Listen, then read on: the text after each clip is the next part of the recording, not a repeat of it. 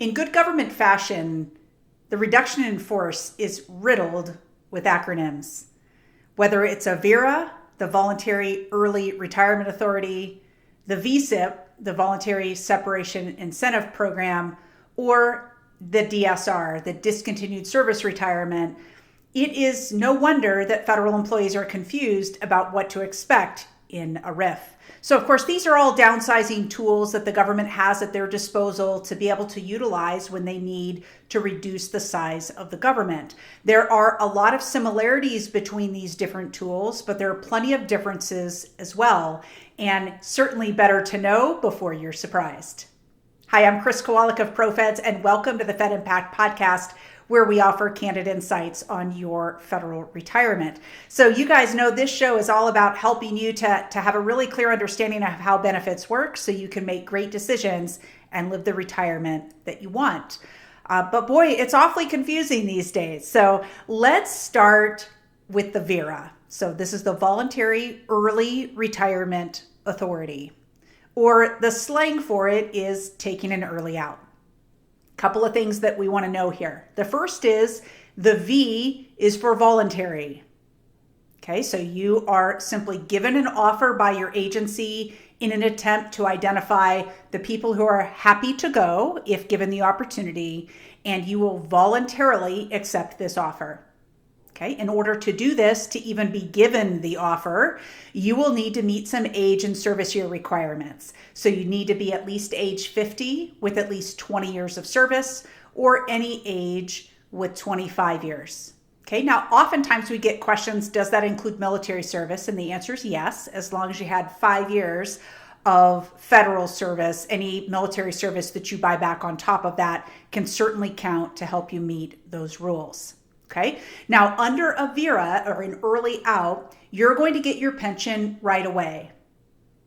Okay, so we have a whole video on how the pension is calculated, but just know that if you're leaving 5 years earlier than you were originally supposed to, if you were going to be fully eligible, your pension is naturally going to be lower than what it would be had you kept working for another 5 years. But the formula is exactly the same.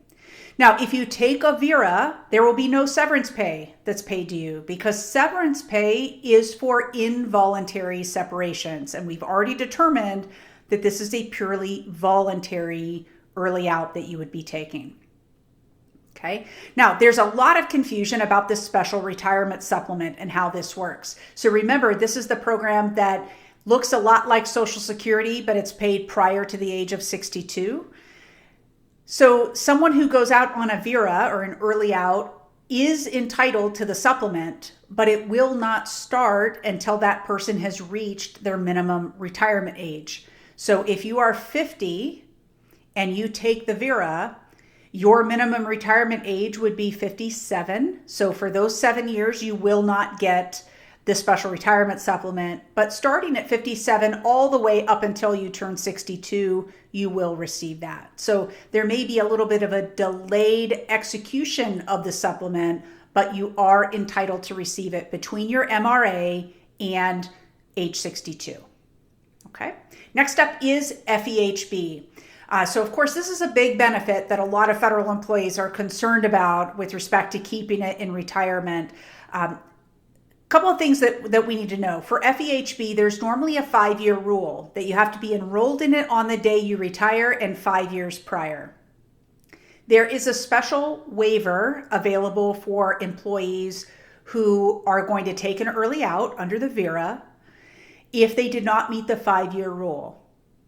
Okay, but the rule still stands that you have to have already been enrolled in the FEHB plan before your agency got VERA authority.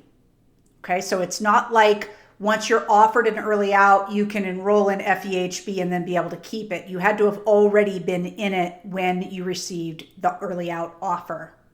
It's just that 5-year rule that has the automatic waiver by OPM. If you take an early out, they will automatically grant the health benefits waiver to you if you don't meet those 5 years. Okay, next up is FEGLI. So this is the life insurance. You must be enrolled in FEGLI in any parts that you wish to keep on the day that you retire and 5 years prior, and there is no waiver whatsoever for life insurance. So if you want to be able to keep it, you had to have met that rule. Okay. Next up is the TSP. So we have a whole video on the TSP where I'm going to go into finer detail on that, but you will have immediate access to your TSP. You might have some penalties associated with it based on your age, but I encourage you, go watch that video where I go into greater depth and I talk about some of the exceptions to penalties and all of that to be able to make sure that you know you have that money available to you. But just because it's available to you doesn't mean the IRS wants you to take it. And that's where those penalties come into play. I mentioned the TSP in this particular section because I've received a number of inquiries from federal employees believing that if they took an early out, they did not have access to TSP. Even with penalty, they didn't think they had access to TSP until they were 59 and a half. And that is not true. And so want to make sure you know you have access to TSP, but go watch that video and we'll get you spun up on all of those rules. So the next tool that we're going to talk about is the Voluntary Separation Incentive Payment, or VSIP. So this would be casually known as a cash buyout, where they're just going to pay you some cash and get you to leave. Okay. Again, the V in VSIP stands for voluntary. So very important that we realize this is purely voluntary to take this. You have to decide whether the cash buyout is worthwhile to you, and it very well may be. There are plenty of people who get a VSIP that were already planning to retire, and so they're like, cool, I got some extra money. But the VSIP is one of the ways that the government is seeking out people who are voluntarily willing to leave with just a little extra incentive. Now, there are some rules with respect to who can get VSIPs. One of them is that you had to have been a federal employee for 3 years. Okay, and there are plenty of other requirements. We'll link to that in the show notes if you want to go take a peek at all the different rules. But generally speaking, we're looking at 3 years as a government employee. For most agencies, they are allowed to offer $25,000 in cash to incentivize employees to go ahead and leave. There are certain agencies, specifically the Department of Defense, that is allowed to offer up to $40,000. Now, there's some talk of changing that amount to $40,000 across the board for all agencies, but as of right now, we're still sitting at the $25,000 mark for most agencies. Now, the VSIP can be done in connection with a voluntary early retirement authority, or the early out. It is quite possible that those two things happen at the same time, or they may be part of a layered approach that an agency takes to be able to try to incentivize people at different levels to be able to go. But there is one thing that you will certainly not receive if you get a VSIP, and that is a severance package. Remember, the V in VSIP stands for voluntary. You're getting the cash to voluntarily leave. Severance packages are reserved for those who are involuntarily separated. So definitely important that we realize that each have their qualities, but they're very different in nature. Okay, so with respect to VSIP, you're still allowed to keep your FEHB. You still have the 5-year rule with respect to being enrolled for 5 years. You will get an automatic waiver for the 5-year portion of that, but you'll still need to have been enrolled in FEHB before the offer is given to you. Okay. Next is the life insurance under FEGLI. Same rules as before. There is a 5-year rule and there are no waivers. So if you have not held on to FEGLI for the 5 years immediately prior to your departure from federal government, you will not have the opportunity to keep that coverage in retirement. You may be able to convert it to a private policy. There are some special exceptions there, but definitely important to think about. And then again, just like we did under the VERA, we'll mention that the TSP will be available to you. You can see all those details in that video on the TSP to see when penalties may apply and when you can avoid them. All right, the last piece that we're going to talk about is the discontinued service retirement. So this is the involuntary version of an early out. Okay, the government wants you to go ahead and go. Same rules, age 50 with 20 years or any age with 25 will give you the check in the box that you are eligible for a discontinued service retirement. Now, there are some rules with respect to other positions that may be available that your agency offers up to you, but we're going to assume for purposes of this video that you've exhausted all of those other placement offers from the agency and you are now being given the pink slip, so to speak, for exiting the federal government. Okay, so with a discontinued service retirement, your pension will begin immediately. I can't promise it will get to you right away. It'll take a little bit of time to get some of those things sorted out, but it is considered an immediate pension. And there is no severance if you take a discontinued service retirement. I want to be very clear. Even though this is an involuntary removal from government service, you are receiving an immediate pension, and so no severance would be paid at that time.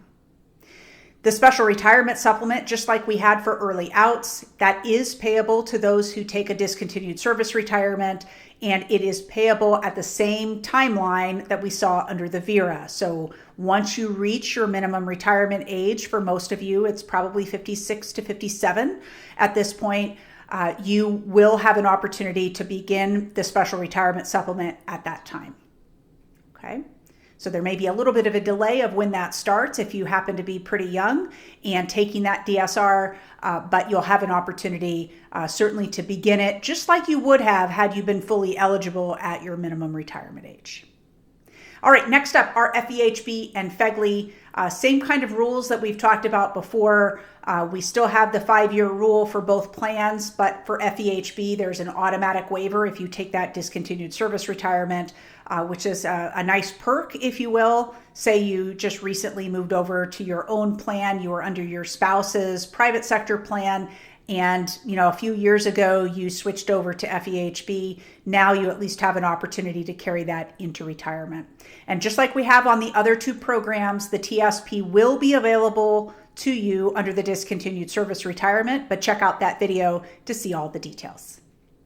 All right, so what happens if there's neither one of those three things that you're able to do? You don't get to 50 with 20 or any age with 25. So you're not eligible for the VERA or the DSR, right? The early out or the discontinued service retirement. And your agency simply doesn't offer the VSIP. Then what?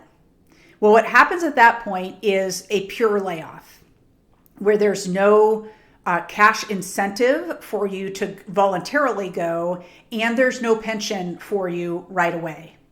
Okay, so a severance package would be created. We have a whole video on the calculation of the severance package and how that works, but that's certainly an element of the RIF. And it's an unfortunate part of the RIF process because those are people who just haven't had an opportunity to stick around long enough to be able to earn some of the bigger benefits that they're usually afforded. Okay, so quick recap. VERA and VSIP are voluntary ways that the government's going to try to encourage as many people to voluntarily leave the government service. And DSRs and severance packages are the other tools that are used in an involuntary manner to get people to go when the voluntary efforts have been exhausted. Okay, so keep that in mind. There's always a lot to think about. Some of you might say, listen, I'm not really interested in doing either one of those. I'd like to stick it out to get a full retirement, a normal full retirement like I had planned on. And others of you are delighted that there's now an opportunity to be able to go a little sooner. So you can wrestle with that feeling all you want, but whatever you do, you need to know your numbers. I encourage you, if you haven't already, come to one of our workshops. We do in-person training. We have tens of thousands of employees that we're training each year, and I love that we have an opportunity face-to-face with employees to get them the information they need to retire with confidence on their own terms.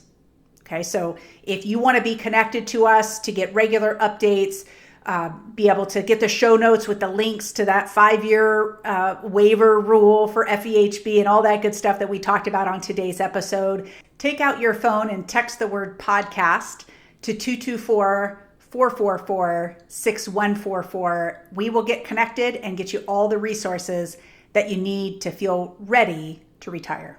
And hitting the subscribe button here on your podcast player is the best way to make sure that this gets delivered right to you so you can listen to our next episodes.